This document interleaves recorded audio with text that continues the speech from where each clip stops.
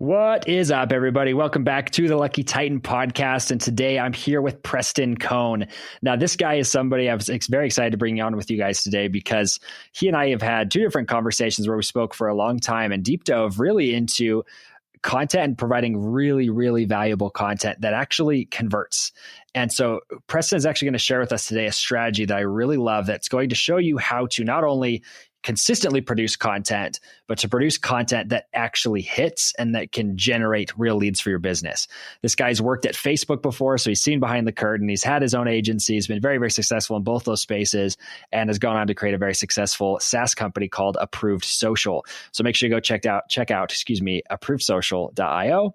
And one quick message from our sponsor here. So for those of you who have not heard me talk about these guys yet, Repurpose House is a dear friend of ours and it's a company that we've been using for years. We love their platform. So if you have a video, let's say you went and spoke on stage or you had a killer podcast interview and you launched it on social media and it didn't convert at all, it's okay. Probably not your fault. You probably realize, man, maybe this isn't for me. I'm maybe not the best person at this. The people who are the best at this is Repurpose House. So if you go to repurposehouse.com/Titan, that's actually where you can connect directly with their team. We get you right to the front of the line. And what they'll do is they will show you how they can take your one video and turn it into multiple different videos that are branded to you. They'll find the highlight points. They'll distribute it to social media and be a game changer for you and your company. So once again, that is repurposehouse.com/Titan.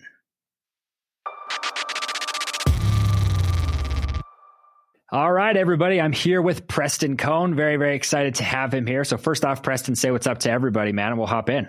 Hey, guys. Excited to be here, Josh. Thanks for having me. Yeah, very stoked to have you here, man. This is a fun interview because I kind of have to give some background on this, guys. So Preston and I have talked twice now, almost eaten up 2 full hours because we just resonate really well. I usually don't spend a lot of time talking to people before and after interviews, but he's got such an incredible platform and an awesome story for how he's launched this tech company. And it is what I would honestly say is solving one of the biggest niche problems that we have in the content space right now. So hopefully you guys will be listening with ears wide open today because we're going to deep dive into how to make sure your content is rock solid before it goes out. And how to use the tools to do it. So Preston, first and foremost, what was kind of that pivot point for you, that moment for you where you realized, man, this is a problem that isn't solved and I'm the guy to solve it? Man, that's a great question. I've had so many stops along the way that have really made that super clear. And even times with other companies where they've gone, okay, let's see if we can fix this problem ourselves really quickly to, provide a solution, right? Let's use Google Docs or let's use something, else that we can actually use to approve ad creative and copy. It just never works very well. And I've tried all of the tools out there. So just a little quick background on what Approved Social even is. We are the first ad creative approval engine that allows digital marketers, whether you're an internal marketing team or a marketing agency, to create your campaigns inside Approved Social, send those to your clients where they can review them, mark it up if they want to, comment, chat with you about it, and then they can approve them, and then you can publish them to the platform of choice. So that's what we've created. And the problem that we're solving, of course, is there's a couple of them, but one of them is definitely the issue of not being able to get a clear approval process, but also just takes a shit ton of time for them to be able to actually get their campaigns live. And that costs a lot of money, ultimately. So, the pivot moment was probably mostly with my agency, though. Once I started my agency, we've been doing this for about 5 years. And I had a number of experiences along the way.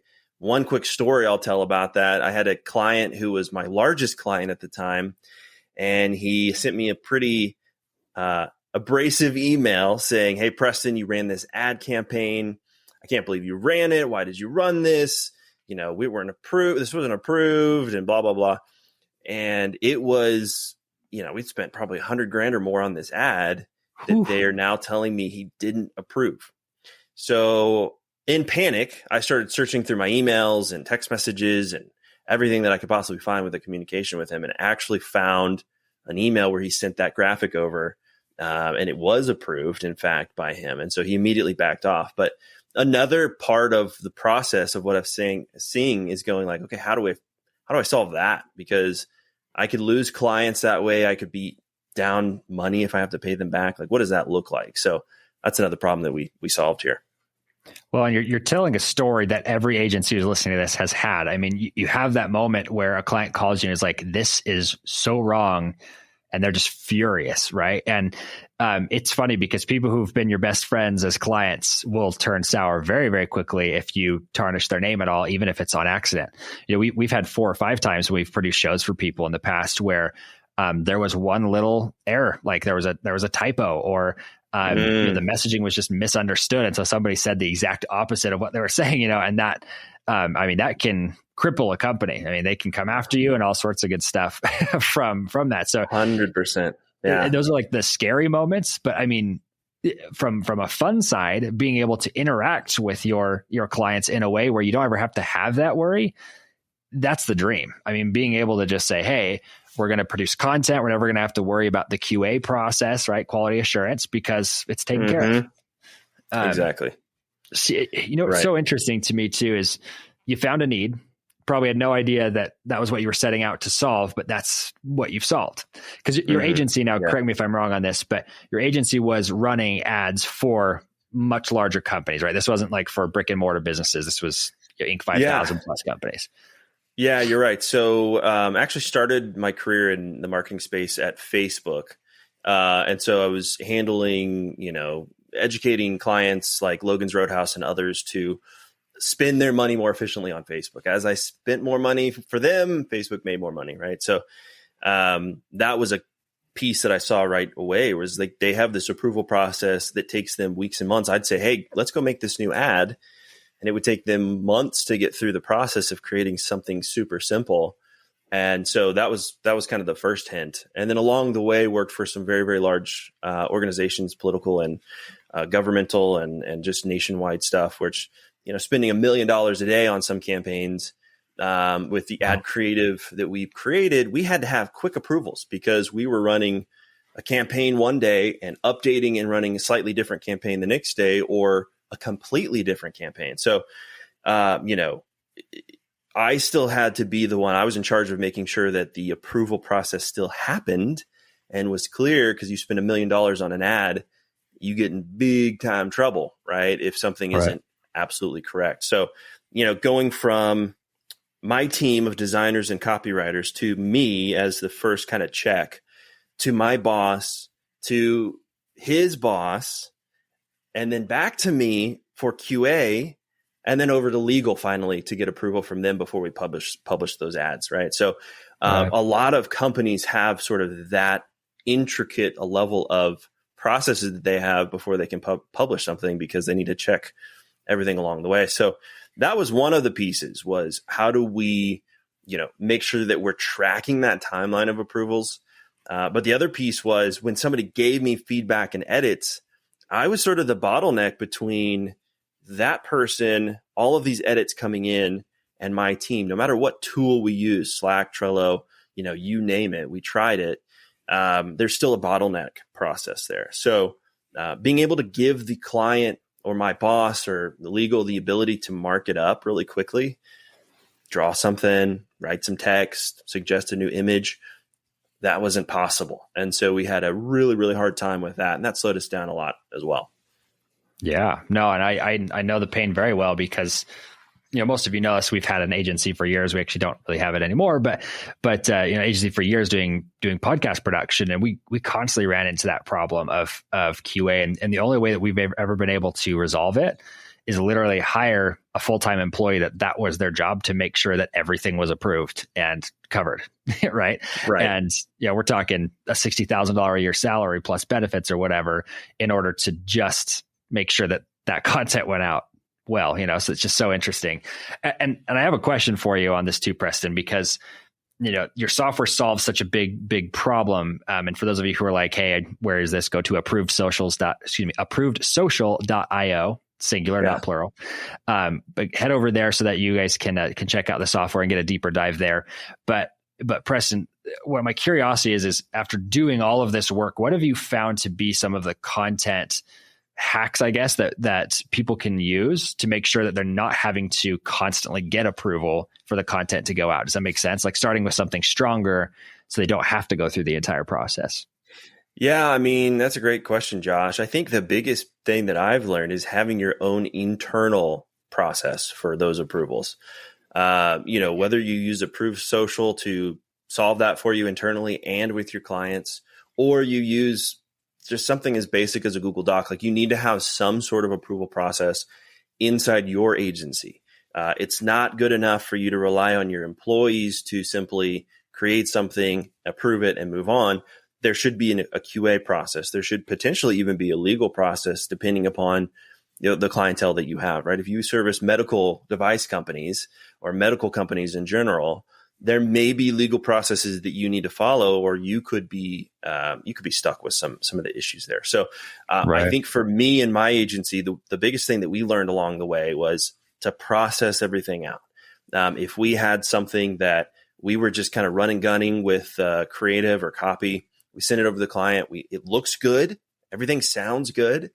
And from a marketer's perspective, you go, well, I know that if it's a misspelling here or there or a word that's not right, it still can convert 100%, maybe even better than some of these other. So we get that, but the client doesn't. And they look at it and they go, okay, well, there's this edit and this grammar spelling issue, and you use the wrong logo, and all of these issues that occur. You're going to decrease the lifetime value of that customer that you have.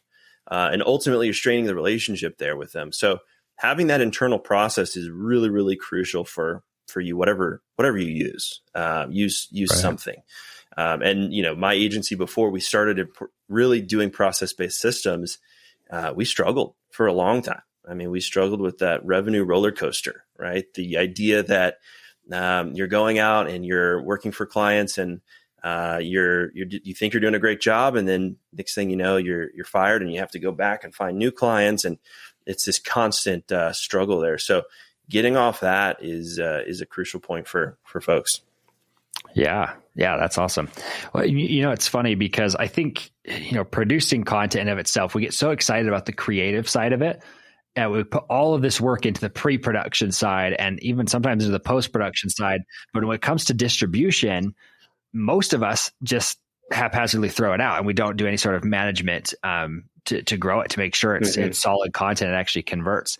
We don't do the after work that makes it all make sense, right? Because everything that seems like it's all of the work is actually that's just the beginning of a much larger process. Exactly. 100%. So let's talk. Clients don't know that. Right. Yeah. Sometimes your clients don't understand that. So let's talk smaller agencies though. Let's talk smaller companies, because a lot of people listening to this, are sub $1 million. They're, they have an agency, they have a coaching program of some sort, and they're producing their own content. Mm-hmm. And is there a specific content strategy you would recommend a lot of people employ for a smaller business, or is that something you feel like is outside of your wheelhouse? No, absolutely. I mean, we've done it for ourselves. We've done it for very, very small groups. And honestly, we do a lot of nonprofit work as well with our agency. And so we, along the nonprofit journey, you have folks that can spend a lot of money with you and they make a lot of money, or they don't. And we like to give as much information as possible. So, there, in terms of, pushing out content, right? Like, be as authentic as possible and get it out there as much as possible, right? Like, it's not as complicated as a small business wants to make it seem, right? You may not have the money to go hire an agency like mine, where, it's $5,000, $10,000 a month, right? You might not be able to do that right now. And if you can't, push out the content. Don't get stressed by having this really critical process in place that you have to build out all these beautiful assets for, right? Push it out, stay consistent with your brand, and ultimately let the information that you're providing be the value, right? What I do see a lot of people doing is not understanding the idea behind what you said earlier, Josh, right? Like, you can create a piece of content, but if it's not made for someone to do something, take an action step, then you aren't really getting any value yourself out of it. And so being able to give information for free, but also get something in return, is a very fine line of that we walk as marketers. You'll see someone who's giving away a PDF of a free training resource, or you'll see someone who's saying, hey, come watch my webinar and give me your email address, right? Those are really good examples of how you can actually leverage the content that you're creating to get those leads in that you need to get for your business, without seeming like you're trying to sell something right off the bat. Provide that free value first, and then you'll be able to win that person, educate them, use email drips and automations to kind of, follow behind those people, and then move forward with converting them ultimately into a paying customer. Right. Yeah, that's amazing. It's funny, and this is why I'm curious from you, because you've kind of seen every aspect of the ad agency or of ads in general. Right? I mean, you worked at Facebook, so you got the behind the scenes of the algorithm and everything else, like as far as ad campaigns go, right? Everybody thinks it's like this big, scary curtain, but the truth is they're pretty blatant about what works and what doesn't work. And then you've been an agency, so you've had to spend the money plus, or spend other people's money plus spend your own on running ads for your own stuff. So my curiosity on this is, after running so many ad campaigns successfully, are you saying that they have to lead value first? They should be running ads to content that maybe necessarily doesn't push anywhere, but just provides value, and then they run ads to click through or whatever? Yeah, there's a couple different strategies for that. So if you're talking about paid promotion, I was primarily kind of speaking to the organic side earlier, but if you're talking about paid promotion, there's a couple different mindsets. One is, hey, I want to build a retargeting list with that first ad that I'm pushing out there. So it could be a longer form ad where you are providing some free information about whatever that might look like. A lot of times those are on YouTube. You'll see sort of a longer video explanation of what we're doing here, maybe a couple tips and tricks. And you'll see those video ads running on YouTube, pushing to something else generally. But then those sort of become a retargeting audience. If you watched a certain percentage of that video, you can build a retargeting list from them and then run to those people. So a little complex if you're not used to running ad campaigns at all. But at the same time, if you spend a little time, you watch some YouTube videos, maybe you listen to some podcasts that you've done before, there might be folks who go into more in-depth detail about this. I know I've created some videos on our YouTubes as well that walk you through some of these things. But the other strategy is to go forward with a kind of set of a lead magnet, which is a little bit different, right? You're going forward with, hey, click on this link, fill out your information, and we're going to give you a free download of 6 strategies on how to run a successful podcast, right? You can do something like that where somebody goes, okay, I'm looking to make a podcast. I'm a business owner. Let me go fill that out, give them my information, because I'm really interested in the resource that they're providing for free. And at that point, you've won someone over in the trust perspective as well. You're not pushy. You're not asking them to make a purchase right off the bat.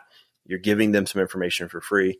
And then ultimately you educate them on the follow through with your email list and your automations behind the scenes. So that's a kind of a critical piece that most businesses aren't thinking about in terms of the email side of things. But, as important as it is to get emails, it's really important to follow up with them in the right manner. And most people don't do that. So that might be a different podcast, but another thing that people really need to pay attention to. Yeah. Well, and I mean, it's really solid value. So I appreciate you sharing that. And, it's funny because so right now my Facebook account is blocked. Couldn't tell you why. We haven't even been running ads or anything. Oh, no. But I get this asked all the time. I don't have a good answer to this. Would you recommend people even attempt to unblock a Facebook account, or would you recommend they just start again? Man, depends. If you have a connection with Facebook, then you can make that happen probably pretty easily. If you don't, move on. It's a pain in the ass to try to get someone at Facebook, and you're going to, if you haven't spent a lot of money and you don't have those connections, then it's just not going to happen. If you have a Facebook rep, sure, right? Then they can make it happen for you. And that's pretty much at that point, really probably never going to happen anyways. But move on. It's terrible. Yeah. I have people contacting me all the time and, saying, hey, my Instagram got locked, or my, somebody hacked this, or maybe it was just shut down for some reason. We have no idea why. And it's very, very difficult unless they're one of my clients to actually get them through, because I do have sort of that special access to the Facebook gods to be able to fix that. And so, for the most part, I would say move on. So interesting. Yeah, it's so funny. Sorry about your page. That's I never did anything. Like I said, we don't run ads to anything. We're like, hey, maybe someday we will. So we're probably gonna launch a new page anyways. But it was my personal like Josh Tapp page, but I don't care about going and being paid to speak. I know, and it was weird. We weren't running ads. I wasn't even posting content. It randomly was just like, you're blocked. You can't run ads. We're like, okay, probably not going to anyways. But might have just been from lack of action. I don't know. I'm going to keep my money, Facebook. You don't get it. Yeah, you don't get any. Sorry, I'm not going to give you free money. Anyways, so I know a lot of people have asked that question. That was just kind of a quick one for you. But before we wrap up here, everybody, make sure you go check out approvedsocial.io. Go check out this platform. It's an incredible platform. And Preston, before we sign off, I want to ask you, just kind of for one quick tactic that our audience could use today to step out and actually make their content better today. And it can have cascading effects into the future. Yeah, absolutely. I mean, there's so many different steps that we could kind of look at, but I think probably the most important thing that we talked about earlier is that brand consistency along the way. I see a lot of small businesses that are getting started, and they might make posts with different logos and different styles and stuff. Stay consistent with what you are trying to promote. If you're whimsical theme, stick with that. If you are more professional, stick with that. Don't try to just completely copy what you see out there. What I like to say is model after it, right? Look at someone who's doing good work. Josh, you're doing great work, right? Somebody could very easily look at what you're doing. Don't copy it. That's not the right that's not the right way to do it. We don't want to be those types of people, but we can look at something that is working, right? If I'm going to make a soda company, I might look at Coca-Cola and say, hey, what is working? And I would definitely do that. It's sort of a trick that they might not know of is to go to Facebook ad library and look at the ads that other companies that are similar to them are running. You'll be able to see the amount of time that they've been running, how recently they've been running, and the amount generally of money that they've been spending on those ads. And so you can learn a lot of information about your competitors, about what they're doing and what's working for them, and then model after that. I think that's probably the biggest tip and trick that I could provide is look at somebody else and model after them.